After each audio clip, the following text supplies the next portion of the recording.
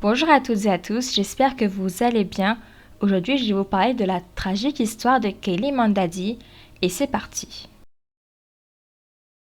Kaylee Anita Mandadi est une belle jeune femme née le 26 août 1998 à Webster, au Texas. Sa mère est Allison Steele, une scientifique, et son père est Tilak Mandadi. Elle a un beau-père qui se nomme Lawrence Baitland, qui est un ingénieur de la NASA. Il est entré dans sa vie depuis qu'elle a 9 ans et il a contribué à son éducation. La famille est très proche et s'entend très bien. Kaylee est une jeune femme très aimante, généreuse, avec un grand cœur. Elle est aimée de ses proches qui n'ont que des choses positives à dire sur elle et son sourire, tout comme son rire, illumine chaque pièce dans laquelle elle rentre. C'est aussi une jeune femme très intelligente et à l'école, elle est brillante et elle est douée dans ses études. Et à côté, elle fait de nombreuses activités. Elle aime monter du cheval, jouer du piano et faire du théâtre. Elle est sportive aussi car elle aime courir dans le quartier de Clear Lake et faire de la randonnée. C'est aussi une pom-pom girl et elle aime faire du bénévolat dans le domaine animalier. Quant à son parcours scolaire, elle a poursuivi ses études en communication à l'université Trinity de San Antonio, toujours au Texas. À ce moment, elle a 19 ans et elle a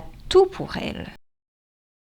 Et côté cœur, en première année d'études, Kaylee passe beaucoup de temps avec Jed Bersham, un joueur de football de l'université de Trinity. Kaylee est très amoureuse de lui et elle le voit un peu comme son premier amour, mais elle ne sait pas s'il veut s'engager dans une relation sérieuse. C'est un peu tendu entre eux et ensuite elle a rencontré Mark Overton, toujours durant ses études. Mark a 22 ans et c'est un garçon avec un fort caractère. Au lycée, c'est un joueur de baseball et une sorte de vedette. Il vit à Houston. Kaylee aime sa compagnie et elle tombe amoureuse de lui. Les deux passent alors beaucoup de temps ensemble. Malheureusement, leur relation est très tumultueuse dès le début. Plusieurs des amis de Kaylee ont témoigné qu'elle est maltraitée par Mark. Ils l'ont déjà vue avec des ecchymoses sur les bras et sur les jambes à cause de lui. Le jeune homme est souvent agressif envers elle à tel point qu'il a déjà menacé avec une arme à feu. On dirait que Kaylee n'a pas définitivement tourné la page avec Jed quand elle s'est mise avec Mark. Elle était un peu perdue dans ses sentiments. Kaylee passait plus de temps avec Mark même s'il était assez agressif, mais un mois plus tard, sa vie va tragiquement basculer.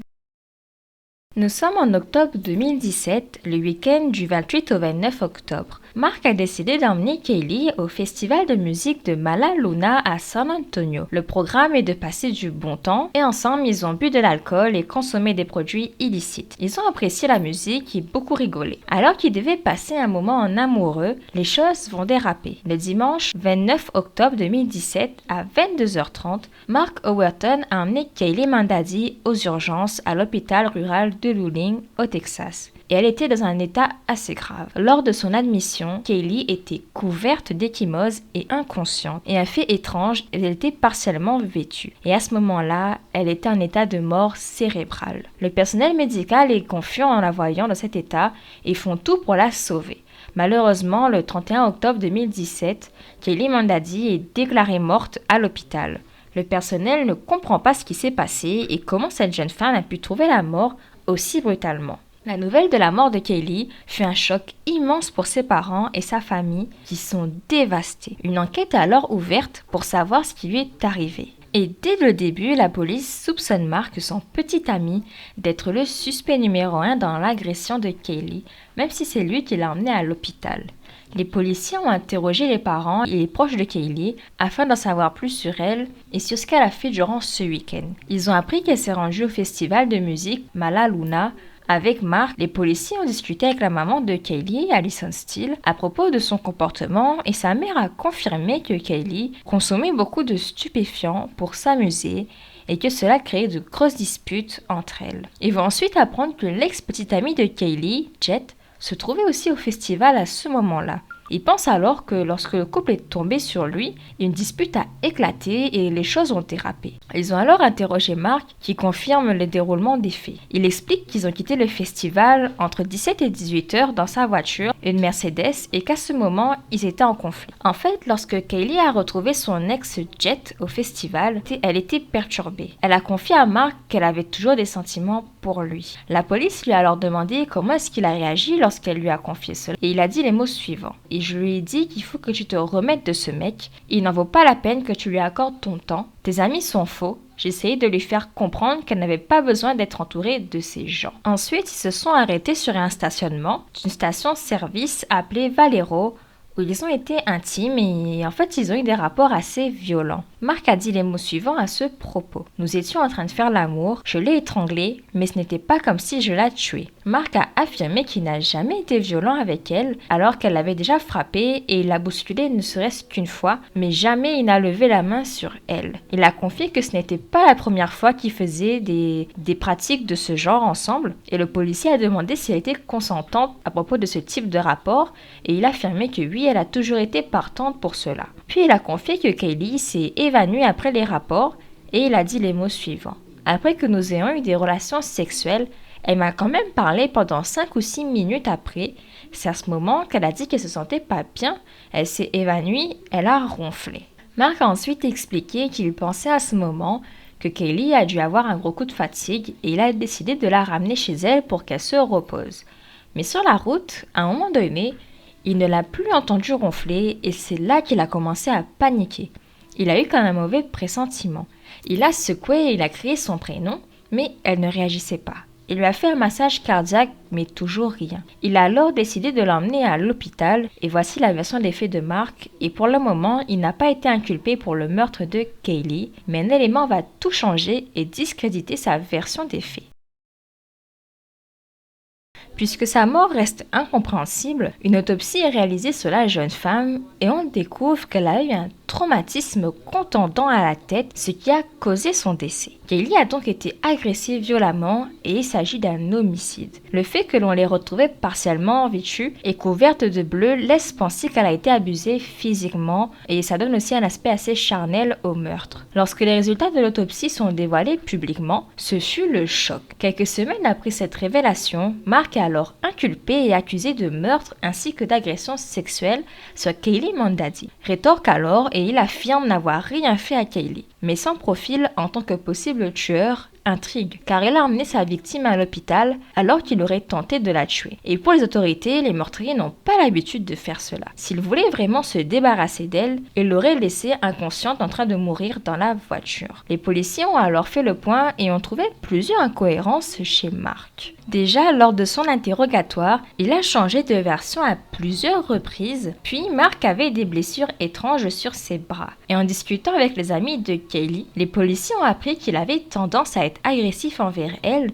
et qu'il était dans une relation toxique. Une de ses amies proches a expliqué que Kaylee lui a confié qu'elle était terrifiée par lui et qu'elle ne savait pas comment lui échapper et mettre fin à tout cela. Ils ont aussi découvert les nombreux conflits entre eux, notamment une dispute au cours de laquelle Mark a battu la tête de Kaylee contre la vitre d'une voiture et une autre où, fou de rage, il a détruit et retourné sa chambre d'étudiante. Une autre fois, après s'être violemment disputé, il l'a menacé de la jeter d'un balcon ou encore de tirer sur les amis de son ex-petite amie avec un fusil. Les policiers ont aussi découvert qu'après l'incident où il a saccagé sa chambre, il a reçu une ordonnance qui lui interdisait d'entrer sur le campus pendant une année, mais il continuait toujours de venir la voir. De nombreux éléments accusent donc Mark et mettent en avant son vrai visage. Les policiers découvrent à quel point il est agressif et toxique et qu'il est surtout capable de tuer Kaylee. Ils pensent qu'il l'a agressée dans la voiture et qu'il ne s'agissait pas juste d'un évanouissement. Pendant ce temps, ce dernier clame son innocence.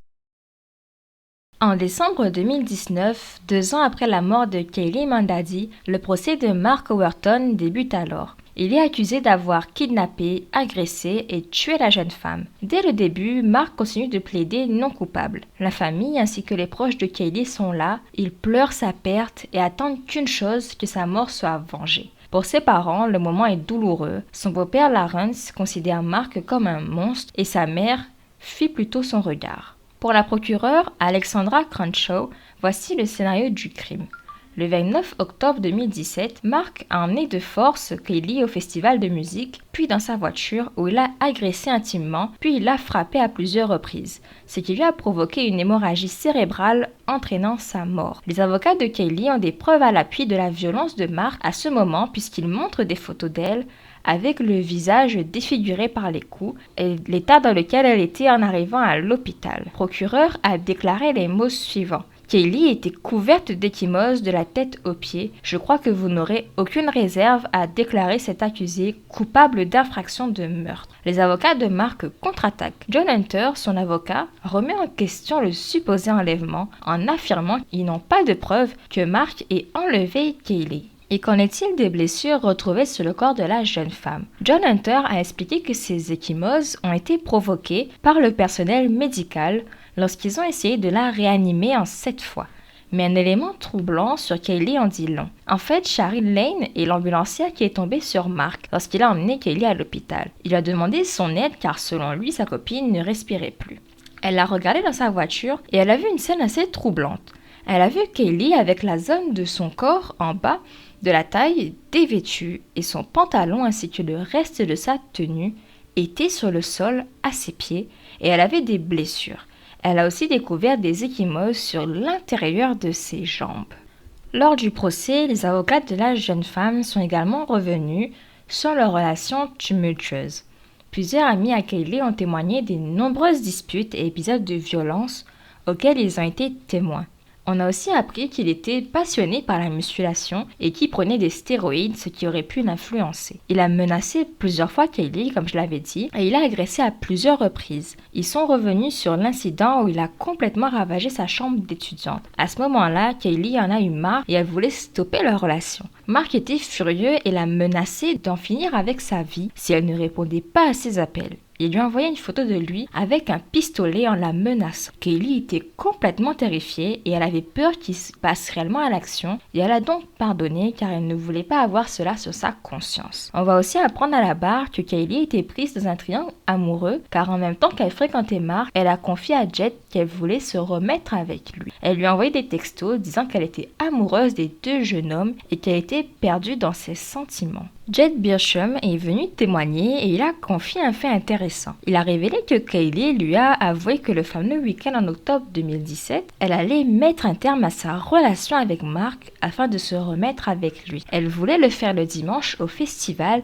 car elle savait qu'il y aurait beaucoup de monde autour d'elle au cas où si Mark allait lui faire une crise et l'agresser. Il a confié également qu'elle était inquiète à l'idée de rompre avec lui. Il a aussi affirmé qu'il a vu Mark râler le bras droit de Kaylee au festival et s'éloigner avec elle. Le soir de son agression, Kaylee devait rentrer pour une réunion de sororité au dortoir. Ses copines étaient alors inquiètes et l'ont appelée à plusieurs reprises lorsqu'elle a vu qu'elle ne revenait pas, mais elles n'ont eu aucune réponse de sa part. Mark a ensuite envoyé une vidéo Snapchat à un ami à elle en disant les mots suivants « Allez vous faire foutre ». Ses amis ont alors eu un mauvais pressentiment et ils ont pensé qu'elle était sûrement en danger. Mais les avocats de Mark ne se laissent pas faire et font tout pour le défendre. Ils affirment à nouveau que les blessures sur Kaylee ont été causées par le personnel médical. Ils discréditent également le rapport d'autopsie car en fait, après analyse, il n'y a aucune fracture sur le visage de Kaylee, ce qui prouve que son traumatisme à la tête n'a pas forcément été fait suite à un coup donné par une personne,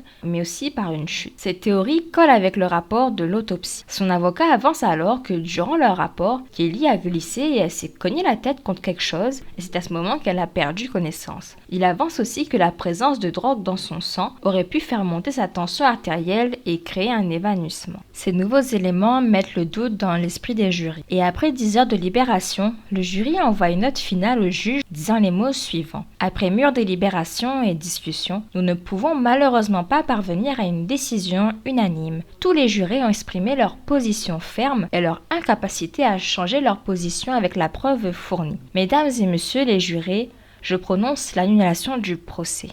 La nouvelle est un grand choc. Les parents de Kaylee sont déconcertés et ils sont déterminés à ne pas abandonner et surtout à lui rendre justice. Et ils ont eu raison car quelques années plus tard, en mai 2023, un deuxième procès a lieu pour Mark. Cette fois-ci, le jury a enfin reconnu Mark coupable de voies de faits graves mais pas de meurtre. Il a été condamné à une peine de prison de 20 ans pour avoir causé des blessures graves à Kaylee. Il devra aussi payer une amende de $10,000 aux parents de Kaylee. Les parents sont alors soulagés et justice a été faite. Ils se disent satisfaits de cette décision. Et actuellement, Mark purge sa peine de prison dans le comté de Willacy avec une possibilité de libération en 2033. En 2019, Allison Steele, la maman de Kaylee, a réussi à faire adopter une loi élargissant le système d'alerte des personnes disparues au Texas. Elle a donc créé une association à but non lucratif nommée Kaylee's Calling dans le but de regrouper des systèmes d'alerte aux personnes disparues. Elle a aussi lancé une organisation à but non lucratif dédiée à la fourniture d'informations publiques nommée Alert Clear, une alerte d'urgence au Texas pour les personnes âgées de 18 à 64 ans. Elle a aussi porté plainte contre l'université Trinity pour négligence envers sa fille, car l'université n'a pas pris de mesures à l'encontre de Mark après qu'il ait vandalisé la chambre de sa fille. C'est tout pour la mort tragique de Kaylee Mandadi, assassinée de la main de son petit copain. Quand j'ai connu cette histoire, je l'ai trouvée absolument tragique et j'ai surtout pensé que ce drame aurait pu être évité. Les relations toxiques finissent toujours mal et généralement, quand il y a de la violence, elle ne fait qu'escalader et ça se finit encore plus mal quand on essaie d'y mettre fin. Il y avait de nombreux signes de la dangerosité de Mark et ce n'était pas un secret qu'il était violent. Tout le monde savait que Kaylee était en danger avec lui et malheureusement, elle n'a pas pu échapper à sa fin tragique. Je pense qu'il ne faut pas la juger facilement, surtout sur son choix d'être resté avec lui malgré qu'il était agressif, car souvent l'amour rend aveugle et c'est plus compliqué que cela pour les victimes de s'en sortir. Je trouve que c'est un gâchis car c'est une magnifique jeune femme, très intelligente et brillante, qui avait un bel avenir devant elle et en plus elle était très aimée de ses proches. Mark pour moi c'est un psychopathe qui a montré à plusieurs reprises qu'il avait un potentiel de tueur, mais son entourage a minimisé ses gestes. Je pense aussi que Kaylee s'est mise en danger en suivant Mark au festival et surtout en buvant et consommant des produits assez illicites. Et ça a dû influencer encore plus Mark. Je ne sais pas s'ils ont réellement eu une relation consentante le jour du drame, mais je pense que c'est sûr qu'il l'a agressée physiquement et c'est pour cela qu'elle a perdu connaissance et qu'elle a fini par décéder. Je pense qu'il était jaloux qu'elle ait toujours des sentiments pour son ex et qu'il a voulu la punir pour cela. Et j'espère que la famille de Kaylee a trouvé le courage et la force d'aller de l'avant malgré ce terrible drame et j'espère qu'elle repose en paix. Si cette vidéo vous a intéressé, n'hésitez pas à aimer, commenter, partager et je vous dis à bientôt pour une prochaine vidéo.